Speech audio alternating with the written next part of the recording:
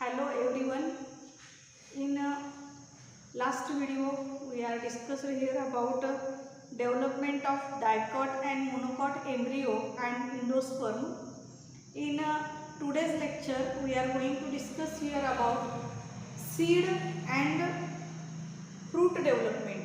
म्हणजे सीड कशा तयार होतात आणि फ्रूट म्हणजे फळ कसं तयार होतं याविषयी आपण आज माहिती बघणार आहोत.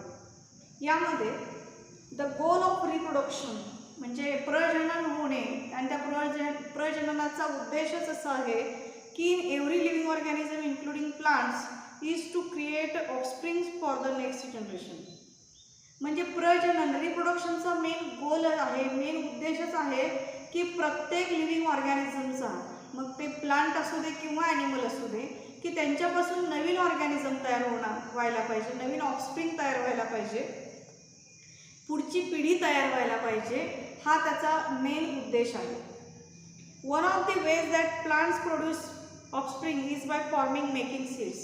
मग ह्याच रिप्रोडक्शनचा जो मेन गोल आहे त्यानुसार ऑफस्प्रिंग तयार करण्याची प्रोसेस जी प्लांट्समध्ये आहे त्यामध्ये प्लांटमध्ये हे तयार होत असताना की त्याच्यामध्ये पहिल्यांदा सीड्स तयार होतात म्हणजे बिया तयार होतात आणि मग the flowers must be pollinated in order to produce seeds and fruit. मग फ्लावर्समध्ये पहिल्यांदा पॉलिनेशन झाल्यानंतर ऑर्डरली आपण बघितलं तर पहिल्यांदा सीड्स तयार होतात आणि मग फ्रूट म्हणजे फळ तयार होतं.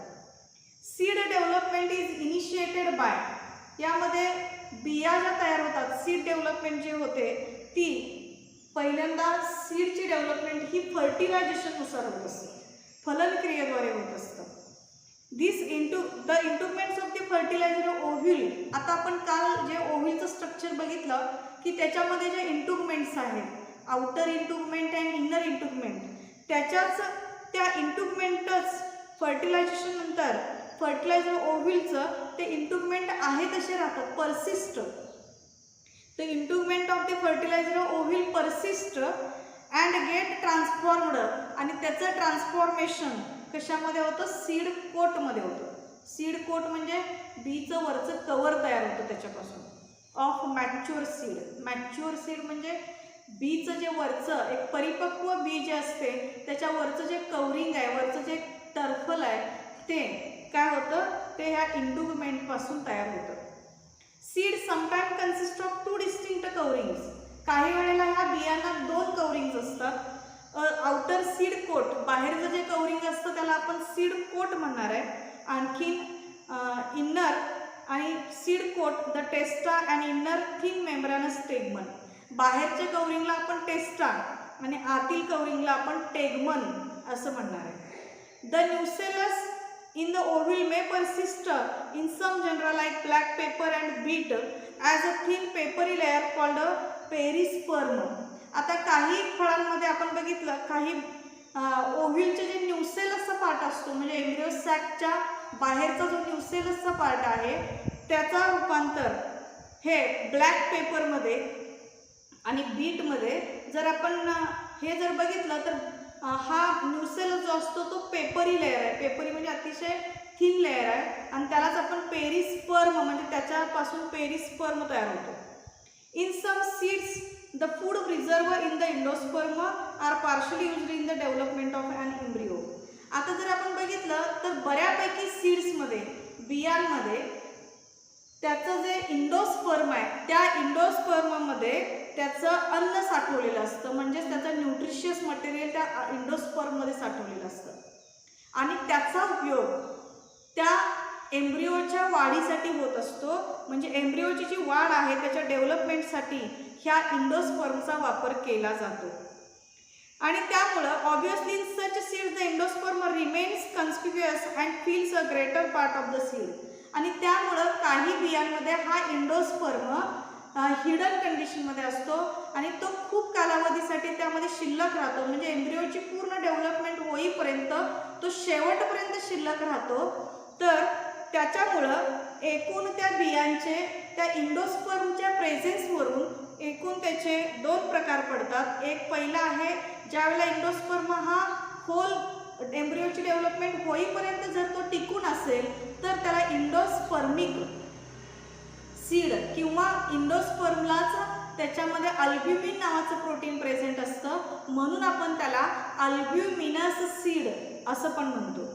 अल्ब्युमिनस सीड किंवा इंडोस्पर्मिक. हे इंडोस्पर्म लास्ट पर्यंत प्रेझेंट असेल, म्हणजे पूर्ण एम्ब्रियोची डेव्हलपमेंट होईपर्यंत प्रेझेंट असेल तरच आपण त्याला इंडोस्पर्मिक सीड म्हणणार आहे. आणि जर हे इंडोस्पर्म प्रेझेंट नसेल तर म्हणजे ते फक्त सुरुवातीच्या कालावधीमध्ये असेल आणि त्यानंतर ते पूर्णपणे वापरलं जाऊन ते नष्ट होत असेल तर त्याला नॉन इंडोस्पर्मिक सीड किंवा त्यालाच एक्स अल्ब्युमिनस, एक्स म्हणजे नाही, अल्ब्युमिन नसलेलं सीड असं आपण म्हणूया. मग आता इंडोस्पर्मिक सीड कोणते? For example endospermic seed the examples are castor म्हणजे एरंड, आणि कोकोनट म्हणजे नारळ, आणि मेज म्हणजे मका. ह्या तीनही वनस्पतींमध्ये ज्या बिया तयार होतात त्या बिया म्हणजे नारळाचं जे फळ आहे त्यामध्ये, त्यानंतर मक्याचे जे बिया आहेत आणि कॅस्टर एरंडाच्या ज्या बिया असतात त्याच्यामध्ये इंडोस्पर्म हा शेवटपर्यंत शिल्लक राहतो, म्हणून ते इंडोस्पर्मिक सीड्स आहेत. आणि ज्या एम्ब्रिओमध्ये काही सीड्समध्ये embryo absorbs food reserve from the endosperm completely during its developmental stages, thus endosperm disappear in mature seeds. म्हणजे काही बियांमध्ये सीड्स मॅच्युअर होईपर्यंत इंडोस्पर्म शिल्लक राहत नसेल तर तो पूर्वीच वापरून संपला असेल तर त्याला आपण नॉन इंडोस्पर्मिक सीड म्हणजेच एक्स अल्ब्युमिनस सीड असं म्हणणार आहे. फॉर एक्झाम्पल आहे पी म्हणजे वाटाणा आणि बीन म्हणजे घेवडा, यांच्यामध्ये इंडोस्पर्म हा फक्त काय असेल, फक्त तो पूर्वीच वापरला गेलेला असणार आहे आणि त्यामुळं तो पूर्णपणे वापरला जाऊन तो संपलेला असतो, मॅच्युअर सीडपर्यंत तो शिल्लक राहत नाही आणि म्हणून त्याला आपण नॉन इंडोस्पर्मिक सीड असं म्हणतो. The cotyledons in some non endospermic seeds act as a food storage or in others they are in the first photosynthetic organ. आता त्यातल्या काही मी आता तुम्हाला इथं सीडच्या काही स्ट्रक्चर दाखवते. ह्याच्यामध्ये मोनोकोटिलिडॉन सीड काय असतात आणि डायकॉट सीड कशा असतात तर ह्याचं थोडक्यात मी तुम्हाला इथं माहिती सांगते. ह्याच्यामध्ये डायकॉट सीडचं एक्झाम्पल आहे pea, then beans, then groundnut. हे मोनोकॉट, हे डायकॉट सीड्स आहेत. आणि मोनोकॉट सीड्स म्हणजे हे बाजरा, ज्वार, बाजरा अँड कॉर्न हे सगळे मोनोकॉट सीड्स आहेत. यामध्ये डायकॉट सीड्समध्ये बघितलं, डायकॉट ह्या शब्दाचा अर्थ आहे डाय मीन्स टू आणि cot means cotyledon. Two cotyledons are there here. This is a one cotyledon, this is a one cotyledon and this is a second cotyledon. म्हणजे हा दुसरा कॉटिलिडॉन आहे. हा एक कॉटिलिडॉन, हा दुसरा कॉटिलिडॉन, असे हे दोन कॉटिलिडॉन आहे. आता याच्यामध्ये बघितलं तर हा एक कॉटिलिडॉन आणि त्याच्यामध्ये हे आउटर मोस्ट कवरिंग, हा आउटर मोस्ट कवरिंग आहे, याला आपण सीड कोट म्हणतात. हे दोन त्याचे कॉटिलिडॉन आहे. आणि त्यानंतर ह्या सीडमध्ये इथं त्याच्या एम्ब्रिओची जिथं डायकॉट म्हणजे डिप्लॉइड झायगोट जिथं असतो, जिथून तयार होतो, म्हणजे जिथं फर्स्ट फर्टिलायझेशन घडलेलं असतं त्या फर्स्ट फर्टिलायझेशनच्या ठिकाणी प्ल्युमिलचं फॉर्मेशन झालेलं असतं. आणि हा प्ल्युमिल म्हणजे इथं दिसतंय तुम्हाला हे प्ल्युमिल आहे. आणि त्यानंतर इथं जे दिसतंय तुम्हाला हे त्या प्ल्युमिलचे दोन भाग असतात. एक इपिकॉटिल, इपिकॉटिल म्हणजे वरचा भाग, हायपोकॉटिल म्हणजे खाली जाणारा. आता यापासून त्या प्ल्युमिलचं रूपांतर वरती ह्या सीड पासून असं वरती ह्याचं शूटमध्ये कन्वर्जन होणार आहे. आणि त्यानंतर इथं हायपोकॉटिल आहे. हायपोकॉटिल नंतर त्या हायपोकॉटिलचं रूपांतर इथं खाली ह्याच्यापासून काय होतं, रूट्स तयार होतात, म्हणजेच त्याच्यापासून रूट फॉर्मेशन होणार. म्हणजे ही बी जेव्हा जर्मिनेट होईल, रुजेल, तेव्हा याच्यापासून त्या प्ल्युमिल पासून इथं शूटमध्ये कन्वर्जन होणार आहे. शूट म्हणजे खोडामध्ये याचं कन्वर्जन होणार आहे. आणि याच्यापासून दोन प्रोजेक्शन्स बाहेर येतात, एक प्ल्युमिलचं आणि दुसरं रॅडिकलचं. आता इथं तुम्हाला दिसतं हा रॅडिकल आहे. तर हा रॅडिकल जो आहे म्हणजे हे हायपोकॉटिल जे आहे, इपिकॉटिल म्हणजे त्याचं कन्वर्जन वरती शूटमध्ये होणार आहे आणि हायपोकॉटिलचं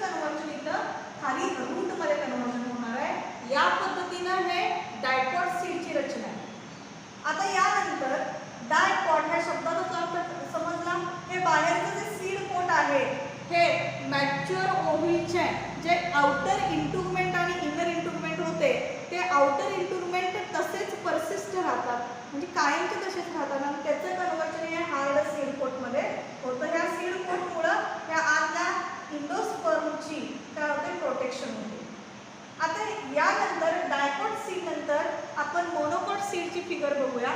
मोनोकॉट ह्या शब्दातच अर्थ आहे, मोनो म्हणजे सिंगल, मोनो म्हणजे काय सिंगल, एकच सिंगल, आणि कॉट म्हणजे कॉटिलिडॉन म्हणजे दल. याचा अर्थ इथं फक्त एकच दल आहे. त्या एकच दलामध्ये आपण बघितलं तर आता हे संपूर्ण तुम्हाला एकच दल दिसतंय. ह्याच्यामध्ये इकडच्या बाजूला कुठलंही दुसरं कॉटिलिडॉन नाही. याचा अर्थ इथं एकच दल आहे, म्हणजे हे मोनोकॉट सीड आहे. ह्या मोनोकॉट सीडचा हा आपण काय घेतलेला आहे व्हर्टिकल सेक्शन घेतलाय. आता या स्ट्रक्चरमध्ये तुम्हाला दिसत असेल बाहेरचं आउटरमोस्ट कवरिंग जे आहे ते सीड कोट आहे. त्याच्या आतमध्ये ॲल्युरोन लेयर आहे आणि त्या ॲल्युरोन लेयर नंतर इथं आतमध्ये इंडोस्पर्म आहे. हे इंडोस्पर्म पूर्णपणे सीड मॅच्युअर होईपर्यंत शिल्लक राहतं, म्हणून हे सीड इंडोस्पर्मिक सीड आहे किंवा आपण यालाच म्हणूया अल्ब्युमिनस सीड आहे. आता यानंतर ह्याच सीडचा काही भाग जो आहे इथं त्याला आपण स्कुटेलम म्हणूया. ह्या स्कुटेलमचा भाग जर बघितला म्हणजे जिथं डिप्लॉइड झायगोट तयार झालेला होता त्या भागामध्ये आपल्याला इथं सुद्धा काय दिसत आहे, इथं प्रोजेक्शन असे दिसत आहेत. इथं कोलिओप्टाइल आहे, हे प्ल्युमिल आहे. प्ल्युमिलचं रूपांतर याच्यानंतर काय होणार आहे, प्ल्युमिलचं फॉर्मेशन म्हणजे प्ल्युमिलचं पुढं डेव्हलपमेंट जे होणार आहे ते शूटमध्ये म्हणजे खोडामध्ये ते कन्वर्ट होणार आहे. आणि ह्या रॅडिकल पासून आता इकडे याच्या बरोबर विरुद्ध बाजूला हे कोलिओराइज आहे आणि कोलिओराइजाच्या आतमध्ये रॅडिकल आहे. ह्या रॅडिकलचंच प्रोजेक्शन, ह्या रॅडिकलचंच पुढं कन्वर्जन कशामध्ये होणार आहे, रूटमध्ये होणार आहे. आणि म्हणून ह्या पूर्ण स्ट्रक्चरमध्ये जर आपण बघितलं तर याच्यामध्ये सुद्धा फक्त बदल याच्यात आहे की याच्यामध्ये मोनोकॉट आहे, याच्यामध्ये डायकॉट आहे. त्यामध्ये इथं सुद्धा रॅडिकलचं कन्वर्जन रूटमध्ये, प्ल्युमिलचं कन्वर्जन शूटमध्ये होणार आहे. इंडोस्पर्म हा पूर्णपणे अल्ब्युमिनस आहे, म्हणजे शेवटपर्यंत सीड मॅच्युअर होईपर्यंत शिल्लक राहतो. आता यानंतर cotyledons in some non endospermic seeds act as a food storage. आता नॉन इंडोस्पर्मिक सीड्स जे आहेत म्हणजे ज्याच्यामध्ये मॅच्युअर होईपर्यंत सीड मॅच्युअर होईपर्यंत इंडोस्पर्म शिल्लक राहत नाही, पण त्याच्यामध्ये देखील काही ठिकाणी हा इंडोस्पर्म जो आहे तो फूड स्टोरेज करतो. They are the first photosynthetic organ. आता हे ॲक्च्युली त्याच्यामध्ये इंडोस्पर्म मध्ये फूड स्टोअर राहतो, म्हणूनच हे इंडोस्पर्म हे फोटोसिंथेटिक ऑर्गन आहे. कारण मायक्रोपाईल एंडकडून कारण जेव्हा बी रुजतं तेव्हा त्याच्यामध्ये काय पानांची रचना लगेच तयार झालेली नसते, त्यावेळेला त्याला अन्न पुरवण्याचं काम हे इंडोस्पर्म करत असतं. म्हणजे त्यावेळेला फोटोसिंथेसिस शक्य नसतं, त्यावेळेला अन्न पुरवण्याचं काम हे इंडोस्पर्म करत असतो. म्हणजे एम्ब्रिओची पूर्ण वाढ, एम्ब्रिओपासून रूट फॉर्मेशन, शूट फॉर्मेशन, त्यानंतर लीफ फॉर्मेशन, हे ऑर्गॅनोजेनेसिस होईपर्यंत पूर्णपणे हा इंडोस्पर्म त्याला अन्न पुरवत असतो. Microbial persist as a small pore in seed pod to allow the entry of water and oxygen during soaking. जेव्हा आपण बिया मातीमध्ये रुजवतो तेव्हा त्याच्याकडून मातीतलं पाणी शोषून घेतलं जातं, तेव्हा त्या एखाद्या छोट्याशा पोअरमधून, छिद्रामधून पाणी आतमध्ये येतं आणि त्याच्यापासून पाण्याला आणि ऑक्सिजनला आतमध्ये अलाउड केलं जातं. फ्रूट डेव्हलपमेंट, इथं fruit development is triggered by hormones produced by developing seeds. आता ह्या सीडची डेव्हलपमेंट होत असताना याच्यासाठी काही हार्मोन्स पण गरजेचे असतात. त्यामध्ये after fertilization the zygote is formed and ovary begins to differentiate into fruit. Fertilization झाल्यानंतर झायगोट तयार होतं, झायगोट तयार झाल्यानंतर सीड फॉर्मेशन व्हायला लागतं, फ्रूट फॉर्मेशन व्हायला लागतं. ओव्हरीची जी वॉल आहे त्याच्यानंतर त्याच्यावरती बाहेरचं जे कवरिंग तयार होतं त्याला आपण पेरिकार्प म्हणायचं आहे. Pericarp is basically 3 layered. Pericarp जे आहे ते 3 लेअर्स असतं आणि फ्लेशी फ्रूटमध्ये उदाहरणार्थ मँगो आणि कोकोनटमध्ये म्हणजे आंबा आणि नारळ या फळांच्यामध्ये मात्र हे पेरिकार्प 3 लेअर्स असतं. ठीक आहे. यानंतर आपण नेक्स्ट नेक्स्ट पॉइंट बघणार आहे significance of seed and fruit formation. म्हणजे याच्यानंतर आपण पुढचा पॉइंट आहे आपला तो म्हणजे सिग्निफिकन्स, याचा फायदा. सिग्निफिकन्स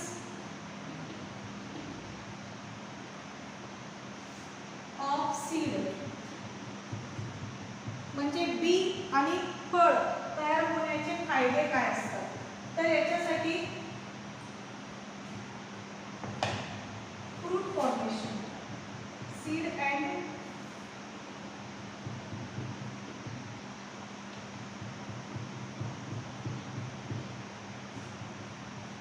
फ्रूट पहिला सिग्निफिकन्स असा आहे. म्हणजे याचा फायदा काय आहे.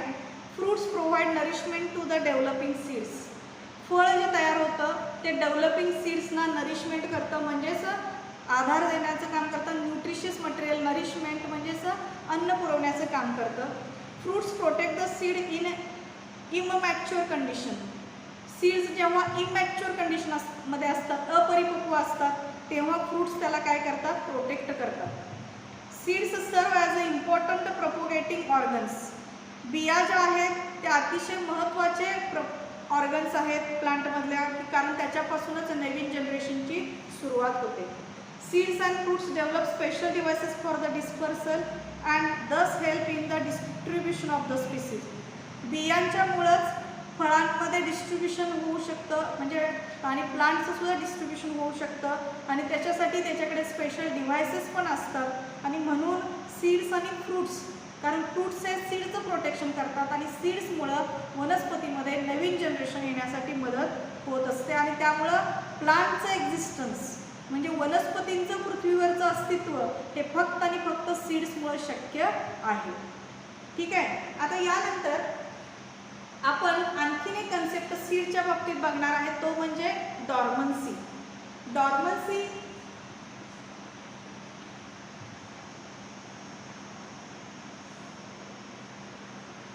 Dormancy is the state of metabolic arrest that facilitates the survival of organism during adverse environmental condition. Adverse environmental condition, structural and physiological adaptive mechanism for survival is called a dormancy. म्हणजे डॉर्मन्सी period जी असते सीडच्या बाबतीत, म्हणजे त्याची सुप्तावस्था, त्या पिरियडमध्ये काही वेळेसाठी त्या बियांमध्ये त्याची पूर्णपणे मेटाबॉलिक ॲक्टिव्हिटीज काय केलेली असते, थांबवलेली असते, अरेस्ट केलेली असते, म्हणजे थांबवलेली असते. आता ह्याच्यासाठी मेटाबॉलिक ॲक्टिव्हिटीज म्हणजेच मेटाबॉलिझम. मग मेटाबॉलिझमचे परत दोन प्रकार पडतात, कॅटाबॉलिझम आणि ॲनाबॉलिझम. कॅटाबॉलिझम म्हणजेच ज्या वेळेला फूडचं कन्व्हर्जन म्हणजे फूडचं ब्रेकिंग होतं त्याला आपण कॅटाबॉलिझम म्हणायचं. आणि ॲनाबॉलिझममध्ये फूडचं कन्व्हर्जन होऊन त्याच्यापासून बॉडीचे बॉडीला त्याच्यापासून बिल्डिंग ब्लॉक्स म्हणजे बॉडीला त्याच्यापासून एनर्जी मिळत असेल तर ते ॲनाबॉलिझमची प्रोसेस आहे. आता ही टोटली डॉर्मन्सी पिरियडमध्ये बियांची ही अशी अवस्था असते की त्यावेळेला ॲडव्हर्स इन्व्हायरमेंटल कंडिशन म्हणजे प्रतिकूल अवस्थेमध्ये बियांना त्यांच्या अवस्थेमध्ये काही वेळासाठी त्यांना काय केलं जातं, त्यांचं मेटाबॉलिक ॲक्टिव्हिटी थांबवलेलं असतं. आणि त्यामुळं ह्या पिरियडमध्ये त्यांच्यामध्ये कोणतेही स्ट्रक्चरल आणि फिजिओलॉजिकल बदल होत नाहीत. आणि त्यामुळं mature and viable seeds will not germinate even the presence of favourable condition. आता फेवरेबल आणि अनफेवरेबल म्हणजे तुम्हाला माहीत आहे, फेवरेबल कंडिशन म्हणजे अनुकूल वातावरण. म्हणजे जसं आपण म्हणतो की बियांना रुजण्यासाठी अनुकूल वातावरण लागतं, म्हणजे त्यांना हवं तेच टेम्परेचर लागतं, पाणी लागतं, त्यानंतर तापमान हे कमी लागतं, म्हणजे ते त्याचे फेवरेबल कंडिशन. जसं आपण दरवर्षी जून महिन्यामध्ये पेरणी करतो, म्हणजे ते त्यावेळेला काय असतं, फेवरेबल कंडिशन्स असतं बऱ्यापैकी बियांना पिकं लावण्यासाठी, ते फेवरेबल कंडिशन झालं. आणि अनफेवरेबल किंवा आपण म्हणूया ॲडव्हर्स कंडिशन, याचा अर्थ आहे ॲडव्हर्सचा अर्थ आहे ॲडव्हर्स म्हणजे प्रतिकूल म्हणजे ज्या वेळेला तापमान खूप वाढलेलं असेल किंवा काही बिया त्या वाढलेल्या तापमानामध्ये रुजत नसतील, पाणी नीट अवेलेबल नसेल, म्हणजे हे सगळे हवा, पाणी, त्यानंतर मातीची क्षमता, ह्या सगळ्या गोष्टींचा परिणाम बियांच्या रुजण्यावरती होत असतो. बिया त्या जरी पूर्णपणे मॅच्युअर असल्या किंवा त्यांच्यामध्ये व्हायबल असल्या, म्हणजे ते चांगल्या योग्य त्या जातीच्या असल्या, योग्य त्या प्रतीच्या असल्या, तरीसुद्धा त्या अनुकूल वातावरण असल्याशिवाय त्या रुजत नाहीत, म्हणजे त्या जर्मिनेट होत नाहीत. And they dispersed at different places during dormancy. Viable seeds germinate only after completion of dormancy period.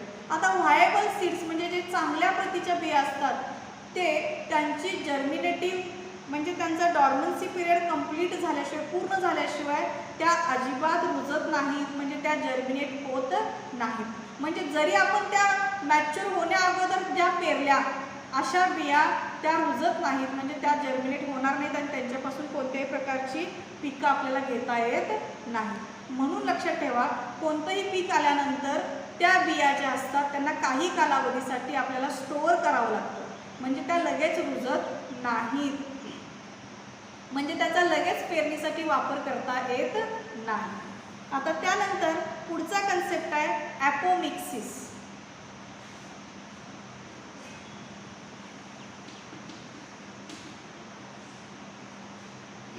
ॲपोमिक्सिस it is a phenomenon of formation of embryo. म्हणजे हे असा फिनॉमिनॉन आहे, असं मेकॅनिझम आहे की ज्याच्यामध्ये एम्ब्रिओ तयार होतो through asexual method of reproduction without fertilization. आत्तापर्यंत आपण बघितलं की फर्टिलायझेशन कसं होतं आणि फर्टिलायझेशन नंतरच सीड तयार होतात, पण बिया तयार होतात, म्हणजे त्या बियांच्या अगोदर एम्ब्रिओ तयार होतो. पण इथं ही अशी मेथड आहे ॲपोमिक्सिस, यामध्ये बिया तयार होतात किंवा सीड फॉर्मेशन होतं, पण ते देखील कसं असेक्शुअल मेथडनं, म्हणजे अलैंगिक प्रजननाद्वारे. Without fertilization and act of fertilization without formation of gametes and act of fertilization. म्हणजे ॲपोमिक्सिसमध्ये गॅमेटच विदाउट फॉर्मेशन गॅमेटच तयार होत नाहीत आणि फर्टिलायझेशन पण होत नाही, आणि तरीसुद्धा यांच्यामध्ये काय होतं की एम्ब्रिओ तयार होतात. Alternatively it is unusual sexual reproduction where as no meiosis. आणि त्यामुळेच आपोआपच हे असेक्शुअल रिप्रोडक्शनचाच प्रकार असल्यामुळं इथं मिओसिसची प्रोसेस पण होत नाही. नो मिओसिस अँड सिंगमी, आणि यामध्ये सिंगमी पण नाही आहे, म्हणजे फर्टिलायझेशनच होत नाही, मेल गॅमेट आणि फिमेल गॅमेट एकत्र येत नाही. Embryo develops in the ovule and ovule develops to form seed. आणि त्यामुळे एम्ब्रिओचं डायरेक्ट रूपांतर एम्ब्रिओ जो आहे ते डेव्हलप्स इन द ओव्हिल, त्या ओव्हिलमध्ये एम्ब्रिओ डायरेक्ट तयार होतो आणि ओव्हिलचं रूपांतर डायरेक्ट सीडमध्ये होतं.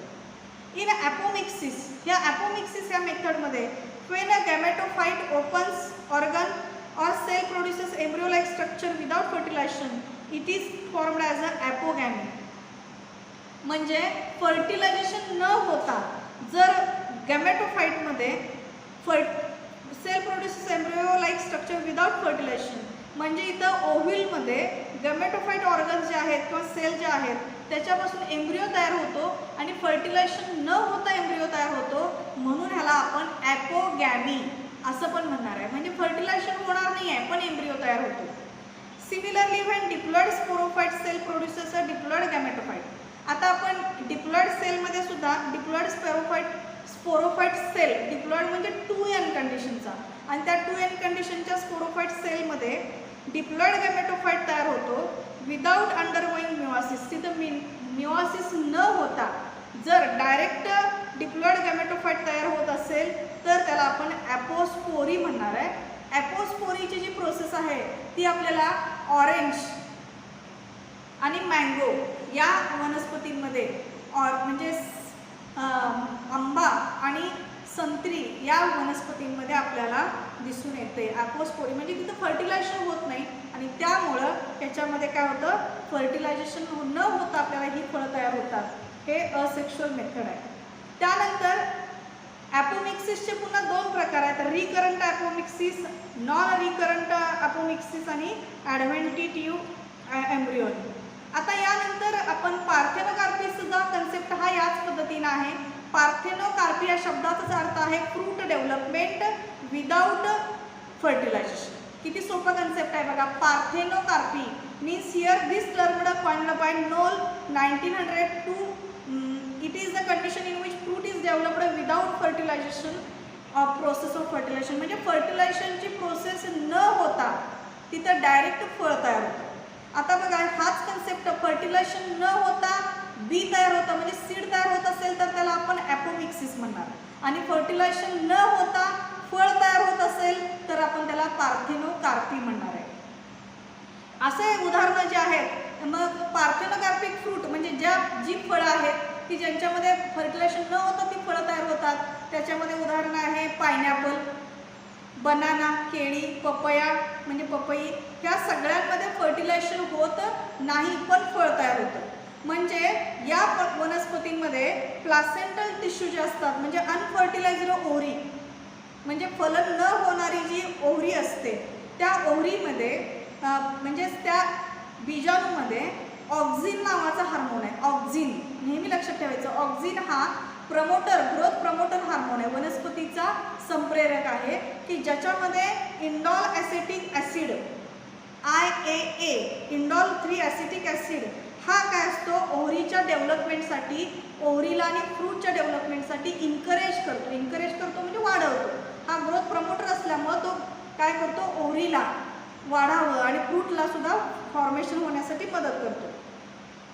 The fruit resembles the normally produced fruit but it is seedless, आणि त्यामुळे हे बिया नॉर्मली फ्रूटसारख्या, ही जी फळं आहेत ती फळं नॉर्मल प्रोडक्शन जसं होतं तसंच हे फ्रूट्स तयार होतात, पण ते सीडलेस असतात म्हणजे त्यांच्यामध्ये बिया तयार होत नाहीत, म्हणून ह्यांना फॉल्स फ्रूट असं पण म्हणतात किंवा यांनाच पार्थेनोकार्पिक फ्रूट असं म्हणतात. आणि त्यानंतर यातला लास्ट पॉईंट आहे आपल्या चॅप्टरमधला, तो म्हणजे पॉलीएम्ब्रियॉनी. पॉलीएम्ब्रियॉनी या शब्दातच अर्थ आहे, पॉली म्हणजे मेनी आणि एम्ब्रियॉनी म्हणजे एम्ब्रियो. म्हणजे आता जसं आपण म्हटलं की काही फळांमध्ये फक्त एकच बी असते, पण काही ठिकाणी अनेक बिया तयार होतात.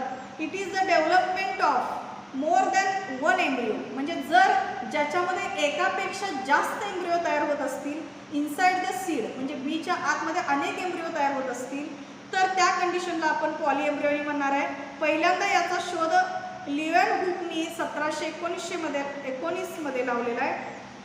त्यांनी सायट्रसच्या म्हणजे लिंबूवर्गीय सगळ्या ज्या वनस्पती आहेत त्यांच्या सीड्समध्ये या पद्धतीनं पॉलीएम्ब्रियॉनी त्यांना पहिल्यांदा आढळून आलं.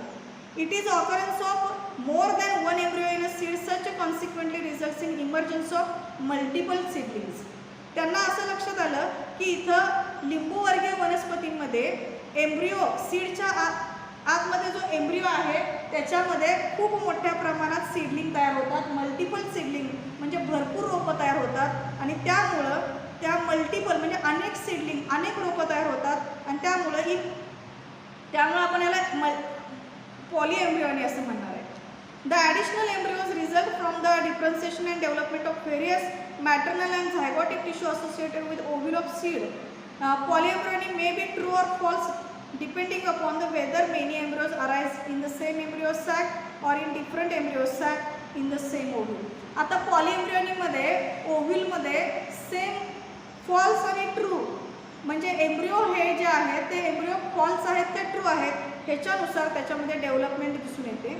आता याच्यासाठी पॉलीएम्ब्रियॉनीचे जे आहेत ते पॉलीएम्ब्रियॉनीमुळं एक फायदा असतो वनस्पतीला की चान्सेस ऑफ सर्वायवल, म्हणजे वनस्पती वाढण्याची क्षमता, वनस्पती म्हणजे वाढीच्या अवस्था, सर्वायवल म्हणजे वनस्पती जगण्याच्या, वनस्पतीच्या सर्वायवलच्या स्टेजेस म्हणजे चान्सेस वाढतात, आणि त्यामुळे या पद्धतीनं पॉलीएम्ब्रियॉनी हा हॉर्टिकल्चरमध्ये याचा ग्रेट सिग्निफिकन्स आढळून आलेला आहे.